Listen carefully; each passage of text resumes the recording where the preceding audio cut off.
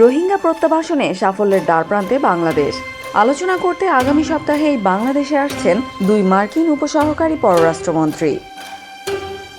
Arakan আর্মির সাথে যোগাযোগ রাখতে হচ্ছে এবং মিয়ানমারের সরকারের সাথেও কিন্তু আমাদের যোগাযোগ রাখতে।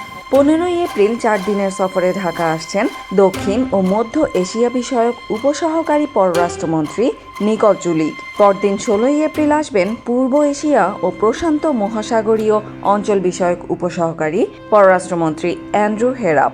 আলোচনায় যোগ দেবেন মিয়ানমারে নিযুক্ত মার্কিন রাষ্ট্রদূত সুশান স্টিভেনসনও। ডোনাল্ড ট্রাম্প দ্বিতীয় মেয়াদে দায়িত্ব নেওয়ার পর এটি হতে যাচ্ছে মার্কিন সরকারের উচ্চ পর্যায়ের প্রতিনিধি দলের প্রথম বাংলাদেশ সফর। 1991 সালে দেশনেত্রী বেগম খালেদা জিয়া প্রধানমন্ত্রীর দায়িত্ব গ্রহণের পর প্রায় 2.5 লাখ রোহিঙ্গা বাংলাদেশে আসে।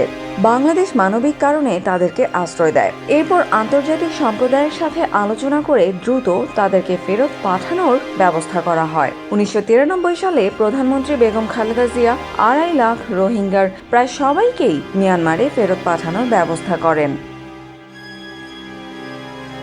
2012 সালে আওয়ামী লীগ ক্ষমতায় থাকার সময়ে আরও প্রায় 10 লাখ রোহিঙ্গা বাংলাদেশে আসে, কিন্তু আওয়ামী লীগ গত 13 বছরে তাদেরকে দেশে ফেরত পাঠাতে পারেনি। দেশনেত্রী বেগম খালেদা জিয়ার সাফল্যের পর রোহিঙ্গাদের নিজের মাতৃভূমিতে ফেরত পাঠাতে সাফল্য পেতে যাচ্ছে বাংলাদেশ। ডক্টর ইউনূসের নেতৃত্বে বাংলাদেশ সরকার এই বিষয়ে সব পক্ষের সাথেই আলোচনা করেছেন। বাংলাদেশের পক্ষ থেকে আন্তরিকতার অংশ হিসেবে আরাকানের বিদ্রোহী সংগঠন আরাকান রোহিঙ্গা স্যালভেশন আরসার শীর্ষ নেতা আতাউল্লাহ জুনুনি সহ 10 জনকে গ্রেফতার করা হয়েছে।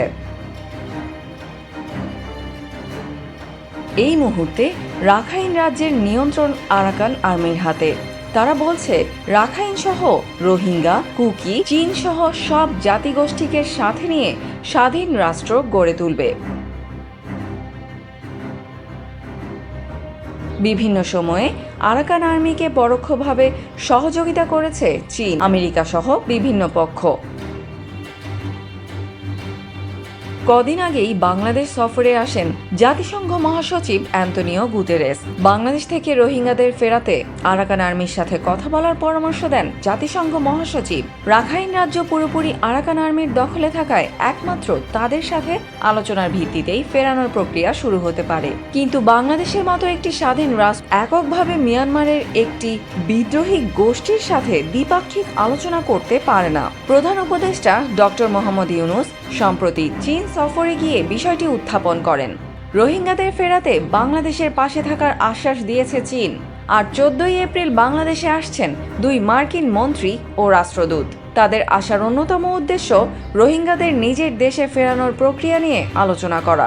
জাতিসংঘ এবং চীন ও আমেরিকার সহযোগিতায় বহুপাক্ষিক উদ্যোগে রোহিঙ্গাদের ফেরানো সম্ভব বলে মনে করেন বিশেষজ্ঞরা। যদি তাই হয়, দেশনেত্রী বেগম খালেদা জিয়ার পরে ডক্টর মোহাম্মদ ইউনূসই হবেন দ্বিতীয় ব্যক্তি যার নেতৃত্বে এত বড় আন্তর্জাতিক সংকট সমাধান করতে পারল বাংলাদেশ।